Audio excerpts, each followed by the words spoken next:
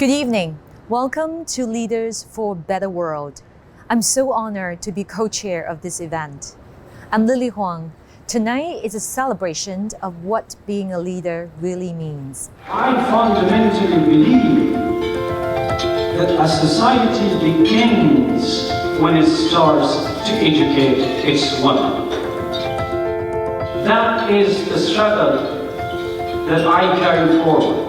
Our world is changing, and that is bringing many new challenges and uncertainties to the geopolitical and economic order. The world needs leaders to say that there was an issue out there and someone rose to that occasion and made a difference. We all know that today's challenges need great leaders to meet them. That is why the Asia Foundation is investing in a new generation of leaders who are fundamentally transforming what leadership looks like.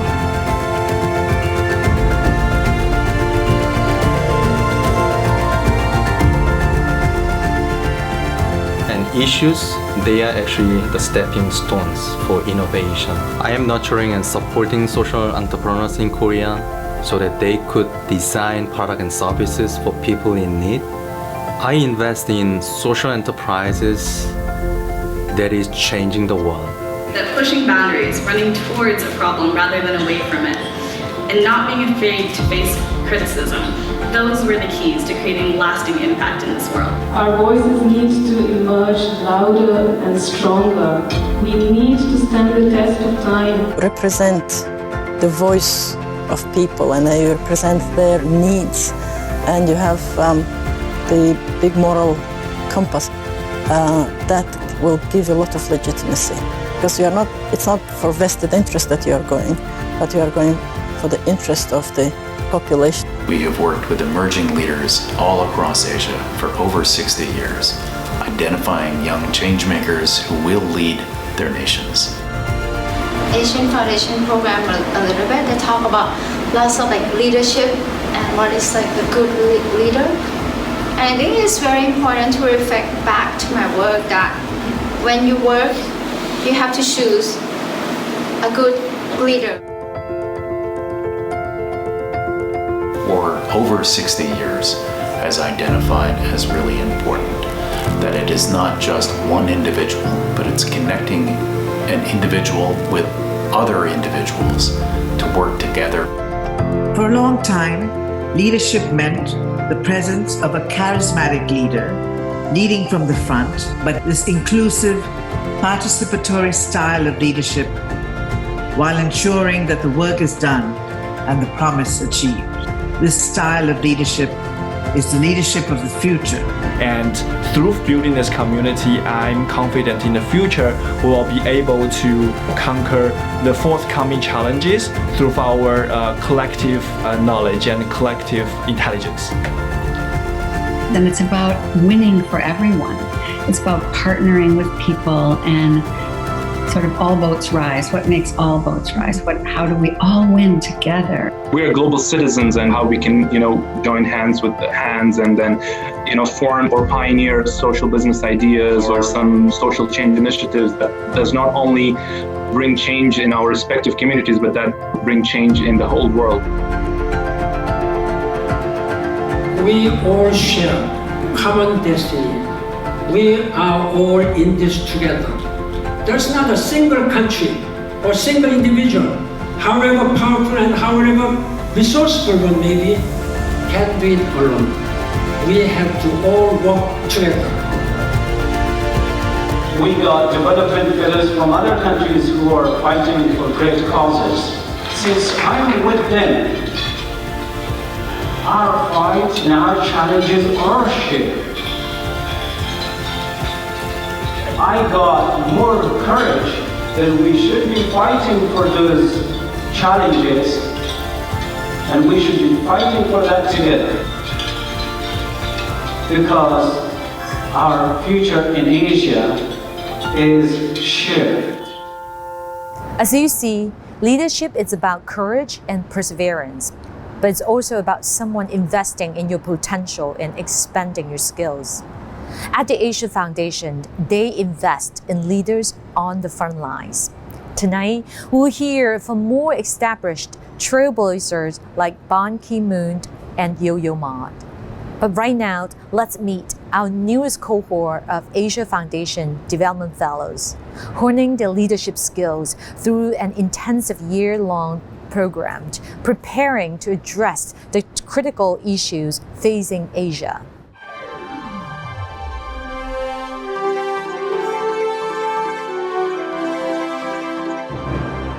Welcome. Welcome. We are so glad you're here with us. We are the 2020 to 2021 class of Ipra Foundation Development Fellows. Here's how we are working towards becoming leaders for a better world.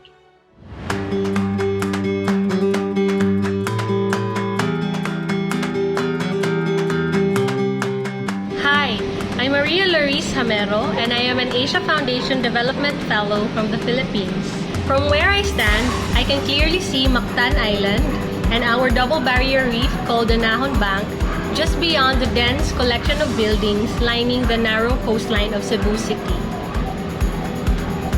I am a climate scientist working together with government and civil society in making sure that our country in general and island and coastal communities in particular are able to adapt to the negative impacts of climate change.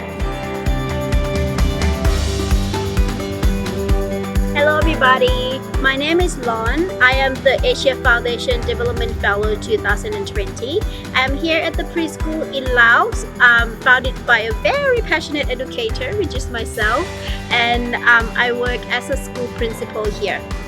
So the first thing that I normally do when I first arrive is to greet the children and the team. And since the children cannot come and learn at the school during this time, so we set the resources for them to do at home, and we started our new parents training project called Parents as Teachers, and the project is going great so far. My name is Amuda and I am from Kathmandu, Nepal.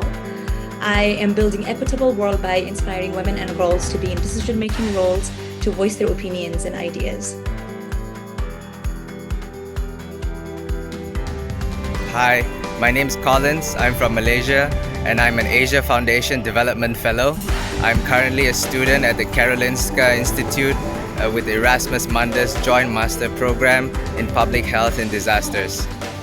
I believe that the current COVID-19 pandemic has highlighted the need for sustainable community healthcare programs, especially for disasters, so that when disasters strike, members of these communities can organize themselves and work together to support existing healthcare systems. I'm passionate about community empowerment and sustainable healthcare for all. I'm Jaydeep Bansal, and I'm leading by bringing solar energy to the remotest communities living in the Indian Himalayas. Hi, this is Ngale. I'm from Vietnam, but currently I am in the US for my MBA with Berkeley Haas, but I'm still managing She Will Be Strong, the woman empowerment organization that I founded. Currently, I'm having a meeting with my team from Vietnam. We are organizing activities for women in Vietnam, fundraise for the shelters for homeless, pregnant, single moms. Let's say hi from my team in Vietnam. Yeah, thank you.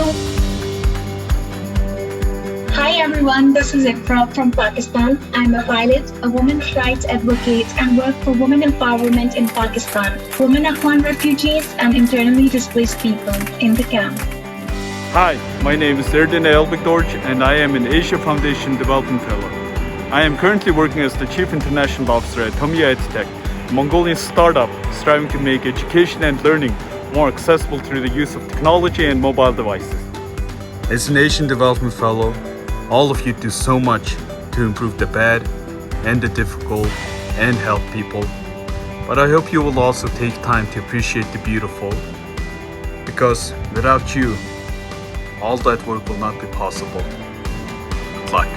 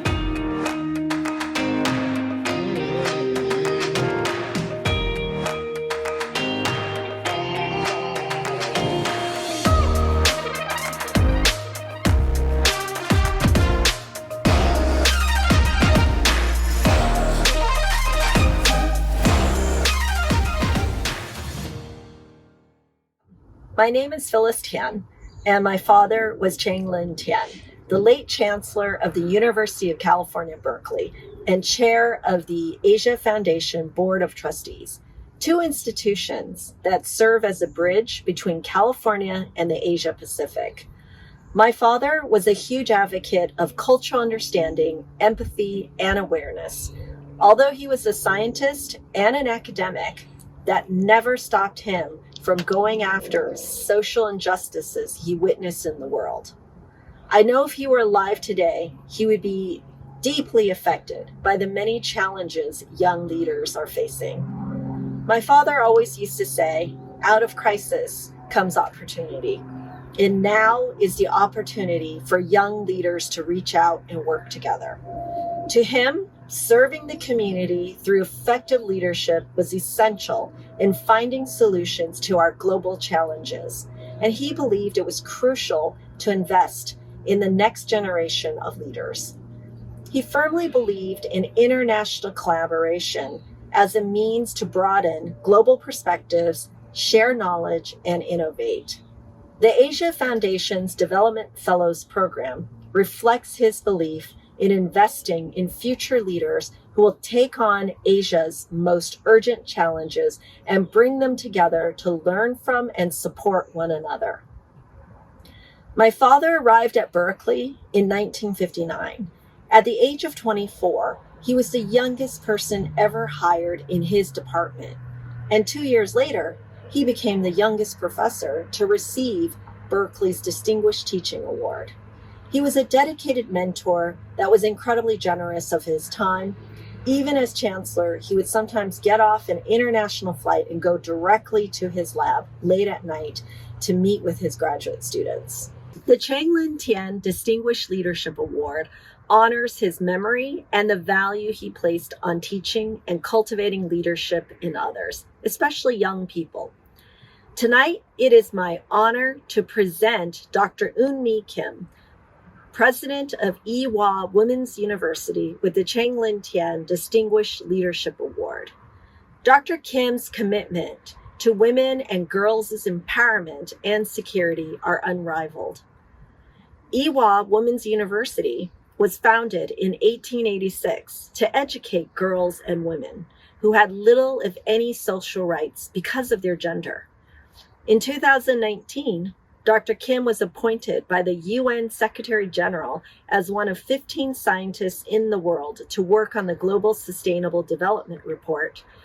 Dr. Kim is now also playing a leading role in the response to the COVID-19 pandemic in South Korea through research and education. Ladies and gentlemen, it is my great pleasure tonight to honor Dr. Eun Mee Kim. This evening, Dr. Kim will be in conversation with a man who needs no introduction.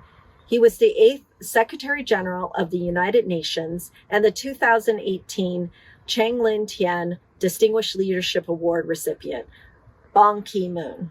Welcome to you both, and congratulations, Dr. Kim. Thank you very much, Dr. Tien. It is a great honor for me to receive this special award from the daughter of the late Dr. Chang-Lin Tien. Thank you very much for your kind and generous introduction.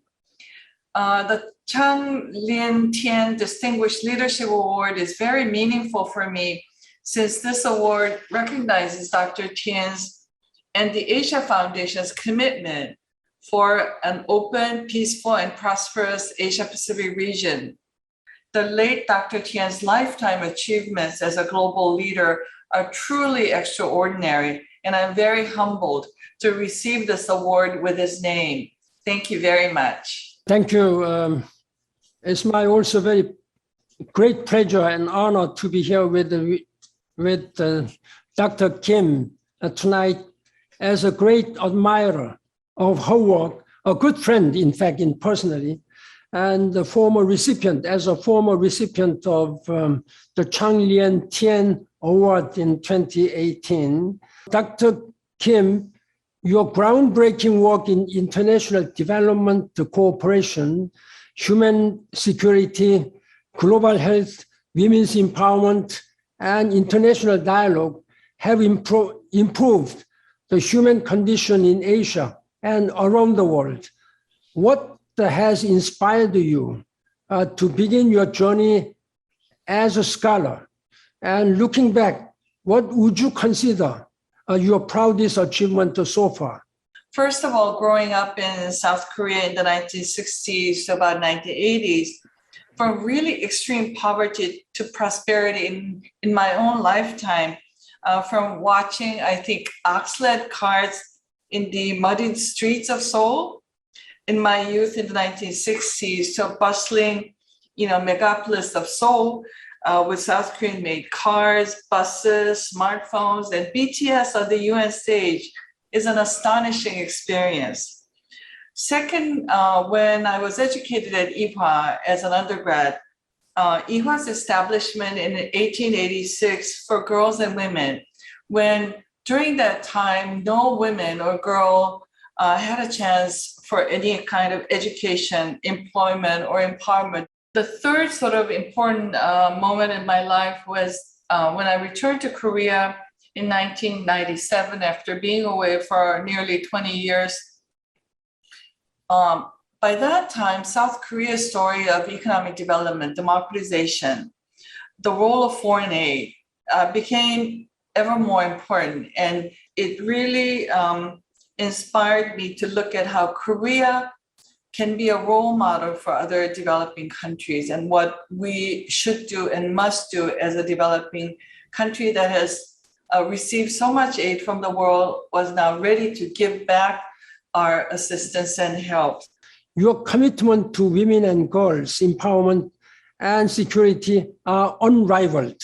You are the president now, the Yihua Women's University, which was founded in 1886. Women and girls were not provided any social rights, not to mention education, because of their gender, because they were girls and they were women. What do you think now it must have been like for these women not had access to education? And why is it so important for women's and girls' education now?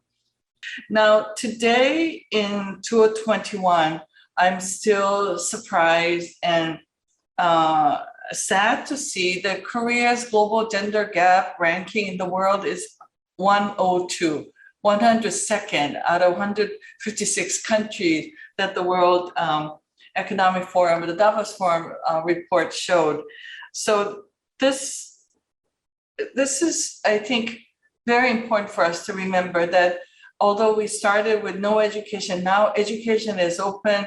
Women do have jobs, but we have still not crossed that bar toward empowering women. So your honorary doctorate degree, we want to find more partners to support women to be, so they could be empowered to make a better world for all. It couldn't be just for women's world. It's a world for everyone, where everyone is equally happy and have opportunities for growth.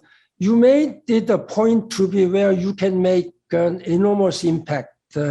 You are appointed by the UN Secretary General as one of the 15 scholars, scientists in the world to work on the Global Sustainable Development Report in 2019. In response to the COVID-19, you established the research and education cluster in your university for convergence between medicine and all other fields. How do you know where to focus on to make most impact through your work? Through that panel, I really learned a lot about cross-cutting between the economic development issues, social development, poverty reduction issues, and environmental issues. So sitting in that panel, I realized I was only one of two Asians, one of very few social scientists, and about half of the panel were women. So I felt a very strong commitment to represent the Asia Pacific region. I also felt a very strong commitment for gender issues. Not many of us on the panel were social scientists, and not all of them were keen on inequality issues as much as I was. So I became also a gender champion. I'm trying to always find, where can I make an impact in this among a great number of talented people?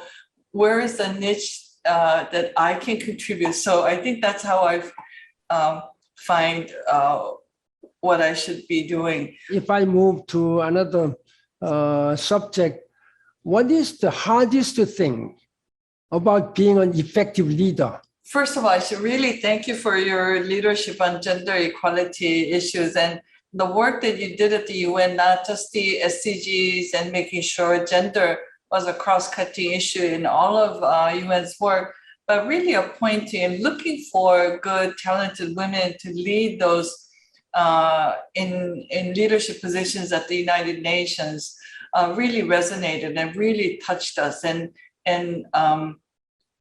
really made us believe that you were not just talking about gender equality, but you really meant it and you really implemented it. About being a leader, leading is really about listening to what they want and you being there to help them achieve their dreams. It's not to achieve my dreams and getting people to support my dream, but really I think a good leader is a good listener and who wants to facilitate the other people achieving their dreams. What advice would you give to the next generation, your students, young people, particularly young girls, to achieve a positive and lasting change of our society? To be humble about the resources provided to you by your parents or being born in a well-off country than some other children, the great teachers or schools that you experienced, and be grateful for what you were given. The most important thing is to share what you have with others who may not have had those resources.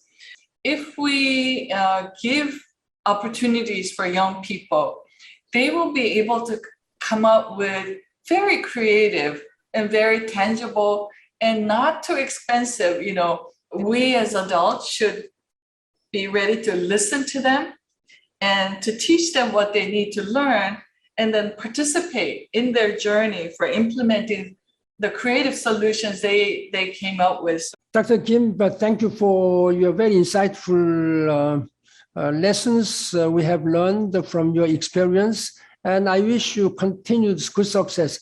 I see from your backdrop very nice calligraphy, 약진 이화. I sincerely hope that Ipra University will make a strong stride. Thank you very much. I hope I can come closer to the great achievements of my predecessors of this award and Dr. Chang-Lin Tien for his distinguished service to the world and to the Asia Pacific region. I'm very grateful to the Asia Foundation and the Tien family for this great opportunity. Thank you very much.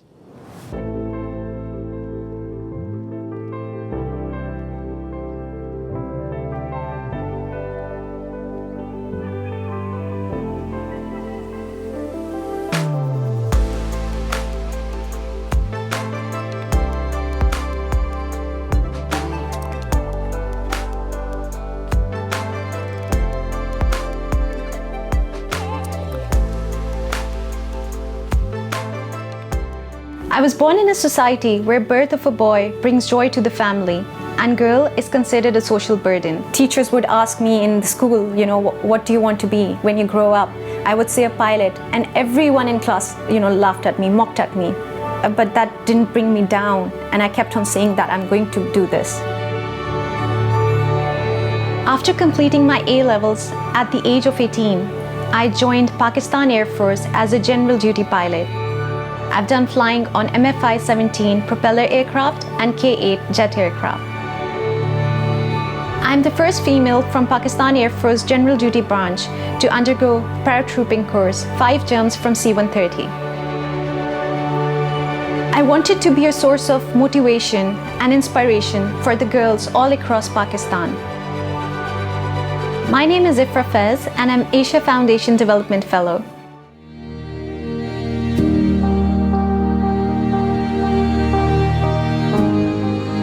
One evening, while I was at home with my sister and mother, 2 rockets fell in my neighborhood. The sound was so fierce and roaring that I felt paralyzed. At that moment, I realized that I wanted to work for humanity and for women who've been affected and whose houses have been demolished. I wanted to work for them, and I wanted them to live their dreams. I then started working for United Nations High Commissioner for Refugees and determined the refugee status of women Afghan refugees. I've interviewed women who fled their husbands because of violence, bomb blast victims, unaccompanied minors who literally had no one.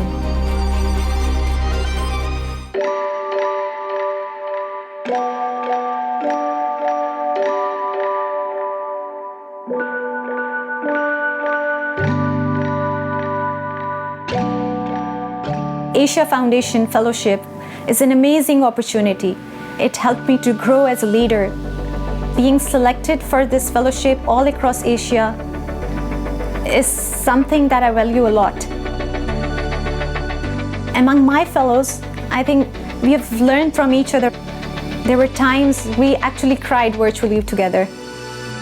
There's so much to be done, and get inspired by these fellows, the work they are doing, whether it's environment, climate change, feminism, renewable energy. It's amazing.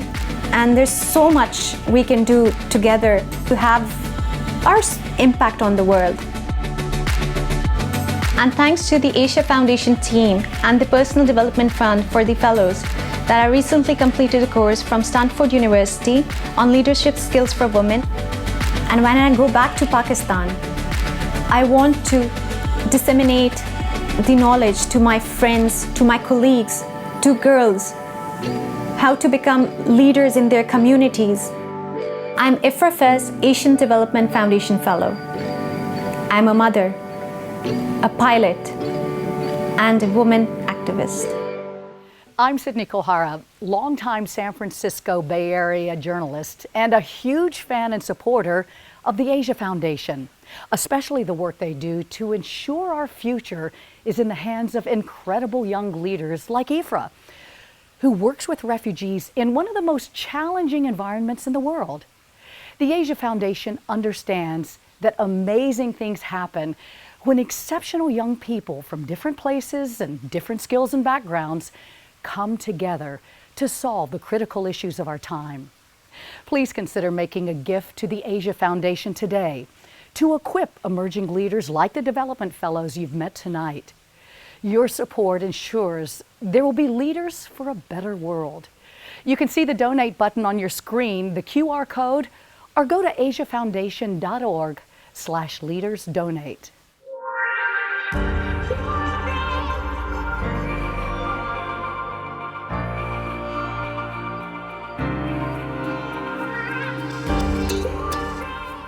Good evening. I'm David Arnold, the president of the Asia Foundation.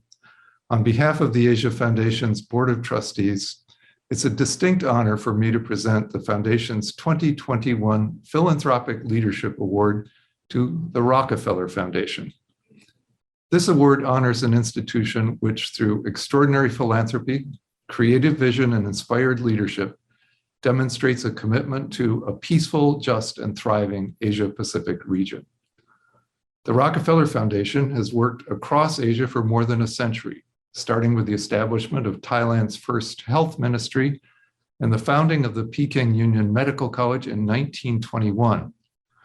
Throughout the 20th century, Rockefeller played a pioneering role in revolutionizing agriculture, advanced medicine, and healthcare for millions of people throughout Asia. Under the leadership of its current president, Dr. Rajiv Shah, the Rockefeller Foundation is working to advance a global green recovery, expand access to reliable power, improve rural healthcare, and advance sustainable livelihoods. The Asia Foundation and the Rockefeller Foundation share a deep commitment to equipping leaders for a better world. We both know that leadership is an essential ingredient for tackling the most critical issues facing Asia today. This evening, I'm pleased to present this year's Philanthropic Leadership Award to Dr. Rajiv Shah, the president of the Rockefeller Foundation, who will receive the award on their behalf. Hello, everyone. On behalf of the Rockefeller Foundation, it's an honor to accept this award. For nearly 5 years, I've been fortunate to lead a team that believes deeply in our mission of leveraging the power of science and technology to lift up humanity. Each member of our team is a leader committed to unleashing human potential around the world to enable individuals, families, and communities to flourish. We know we can only do so at the right scale by working with partners. The Rockefeller Foundation and the Asia Foundation have been collaborating for more than 25 years. Together, we've transformed health systems in Pakistan, rebuilt after floods in Thailand, and increased the resilience of 25 cities across Vietnam. Most of the work we've done together has happened during an era of convergence. In the aftermath of World War II, global leaders and economists made decisions that unleashed convergence, in which capital and technology could flow more freely and help lower-income nations in Asia and elsewhere grow fast enough to dramatically improve the living standards of their populations. As a result, more than 1 billion people in recent decades rose out of poverty and became healthier, better educated, better nourished, and more secure. Unfortunately, almost 2 years into the pandemic, that trend has reversed. Today, the world is experiencing a great divergence. The world is divided between those wealthier countries with the vaccines and the financial means and measures to recover from the pandemic, and those nations that remain at its mercy. Without bold global action, this economic divergence could last for a decade or more. We're at a critical moment, one that calls for extraordinary moral leadership. Our job at the Rockefeller Foundation, and in philanthropy more broadly, is to remind the world that humanity can do better. that we can all aspire to and achieve a more equitable, more sustainable future. To do so, we all need to take big, bold actions now. That's why I recently proposed the world adopt a COVID charter and commit resources that can give everyone, everywhere, the chance to finally move beyond COVID-19, confront the global climate crisis, and compete in the 21st century. For our part, the Rockefeller Foundation has made the largest commitment in our history to spend $1 billion in just 3 years. With these resources, we are going to continue responding to COVID-19 until it's over for everyone. We'll continue to mobilize the partners and resources necessary to vaccinate the world, even as we build a platform to prevent the next pandemic. And we're going to promote an inclusive global recovery, driven by green energy transitions in emerging and developing countries in Asia and around the world that will reduce future emissions and create tens of millions of jobs that give young people an on-ramp to opportunity. Initiatives like these will begin the transformations humanity needs to meet the challenges and opportunities of this era. But no one organization can do this alone. Together, we must unlock the potential of public-private partnerships to lift all of humanity.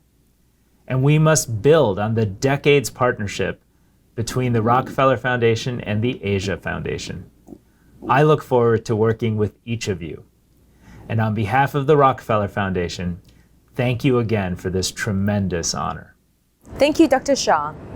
And now it's my great honor to introduce one of the world's great citizens, a UN Messenger of Peace, a trustee of the World Economic Forum, founder of the Silk Road Ensemble, a learner, a listener, and known best as the cellist who makes music that moves us all. Tonight, he received the Asia Foundation 2021 President Leadership Award. Ladies and gentlemen, Yo-Yo Ma. Good evening, I'm Yo-Yo Ma, and I'm so pleased to be with all of you tonight. And of course, I am deeply honored to be receiving the President's Leadership Award from the Asia Foundation.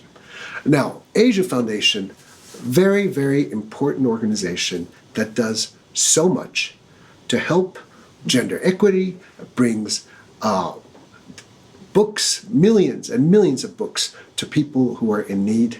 But what I love about the Asia Foundation especially is their LeadX program, the training and support and nurturing of young leaders to bring us a better world. Now, Asia contains more than half the global population. And we treasure Asian civilizations because they're rich and ancient. However, we humans are even more ancient, and we now have the tools, both in arts and sciences, to know even further back who we were. And as peoples that are very much concerned with our identities and our place in the world today, this is so important because that new knowledge can actually bring us together with a common past. What I love about the young leaders that you are supporting is the fact that many of those leaders try to practice something I respect tremendously, and that is servant leadership. How do you do that? By listening and by learning constantly on who we're serving. And how do you do all of that? You do it through building trust, through always looking for the truth, as complicated as truths may be, and through service. So I salute the foundation It's young leaders for the great work that you're doing, and I'm honored to be a recipient of this year's President's Leadership Award.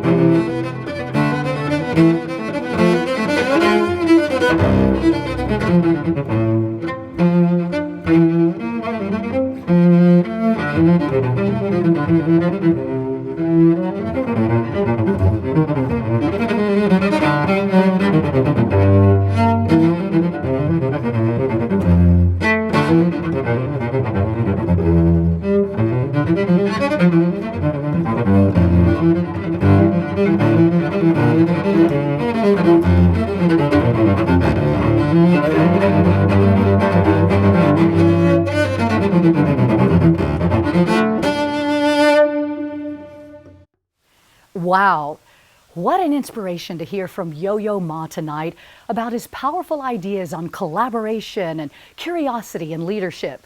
We know that leaders are made, not born, and the Foundation invests in young leaders on the front lines to address the critical issues facing Asia. Thank you so much for joining the Asia Foundation tonight to honor such incredible leaders, all leading for a better world. We know our work together can make an impact. None of this would be possible without our generous donors and sponsors, including Kirkland & Ellis, Jed Frost, Glenn Fukushima, Bill Kim, Amanda Manami, Suzanne Siskel, Phyllis Tien, and Scott Smith. If you'd like to donate, please go to asiafoundation.org/leadersdonate. The Asia Foundation thanks our generous sponsors, Kirkland & Ellis, Amanda Minami, Walter J. Frost, Kong Foundation, Bill S. Kim, Peter Liu, Glenn S. Fukushima, Suzanne E. Siskel, Phyllis C. Tien, and D. Scott Smith. A very special thank you to our honorary chairs, Lily Huang and Phyllis C. Tien. And thanks to you all for your support of the Asia Foundation.